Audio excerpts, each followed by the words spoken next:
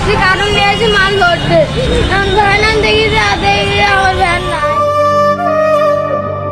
5 বছর আগে বাবাকে হারিয়ে অথই সাগরে পড়েছিল শাহাদাতের পরিবার। ঠিক তখনই মাত্র 13 বছর বয়সে সংসারের হাল ধরেছিল কিশোর শাহাদাত হোসেন। পিতৃহীন পরিবারের 3 ভাই বোন আর মায়ের মুখে দুবেলা অন্ন তুলে দেওয়াই ছিল তার জীবনের একমাত্র সংগ্রাম। আমার ছোট বাচ্চা আজকে বলছিল, মা একটা মুরগি নিয়ে আসবা, আমি ভাত খাবো, আমি মুরগি দিয়ে ভাত খাবো।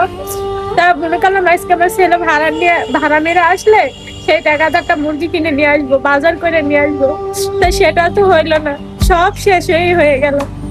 মুরগি তো দূরে কথা, ভ্যানটাই চলে গেল, আমাদের ইনকামের পথই বন্ধ হয়ে গেল। নিজের বা পরিবারের ভবিষ্যৎ বলতে শাহাদাত শুধু চিনত তার রোদে পোড়া বৃষ্টিতে ভেজা এই ভ্যানটিকে। এনজিও থেকে 65,000 টাকা ঋণ নিয়ে একটি ভ্যান কিনেছিল সে। গত 1 বছর ধরে রক্ত পানি করা পরিশ্রমে একদিকে সংসার চালিয়েছে, অন্যদিকে তিল তিল করে শোধ করে গেছে ঋণের কিস্তি। কিন্তু আজ এক নিমিষেই সে পরিশ্রমে ছাই ঢেলে দিল 2 নির্মম প্রতারক। আমার বাবা নাই, আমার বাবা মারা গেছে।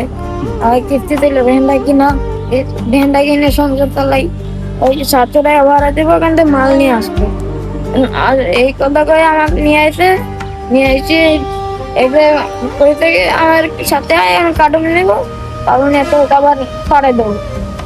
আমি আবার ব্যাংকে ছিলাম, কথা আমাকে সামনে গেছি, আমার ভ্যান লাগাতে তো মাতে পারছি না, ভ্যান লিয়ে এখন ভ্যান আনতেও গেছি, দেখি আমার ভ্যানও নাই। পরে এখানে আবার দৌড় মেরে আইছি, আজ দেখি কি ওই লোকও নাই।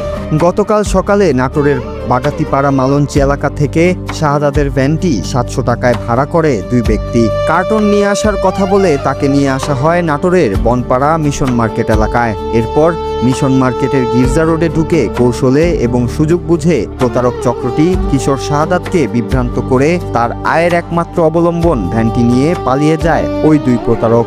আমি ছেলেটা যখন খুবই কান্নাকাটি করতেছিল, মোটামুটি দম বন্ধ হয়ে যাবে যা ভাব, তখন আমি অনেক কষ্ট করে থামালাম, বললো যে ভ্যানটা নিয়ে নিল।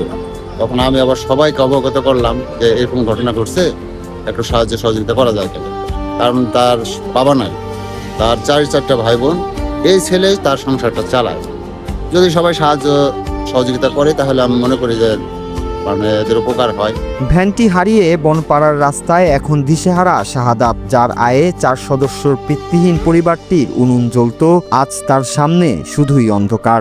একদিকে ঋণের বোঝা, অন্যদিকে পরিবারের মুখে আহার তুলে দেওয়ার চিন্তা, সব মিলিয়ে বুকফাটা কান্না ছাড়া আর কিছুই অবশিষ্ট নেই এই পিতৃহীন এতিম শাহাদাত হোসেনের। পুলিশ প্রশাসনের একটু দায়িত্ব নিয়ে ভ্যানটা খুঁজে দাঁড় করতে পারলে সুবিধা হয়। তো গরিব মানুষ, সমস্যা তো হবে। ওই মনে করেন যে ওই এই গাড়িটা চালায়, সংসার চালায়, ছোট ছোট 2টা ভাই বোন আছে, যা কাম করে যাচ্ছে, বাজার ঘাট করে, সংসার চালায়। এখন অবস্থা খুব খারাপ হবে, কারণ কর্মের তো লোক নাই, ওই ছেলে যা যেতখান উনি কর্ম করে।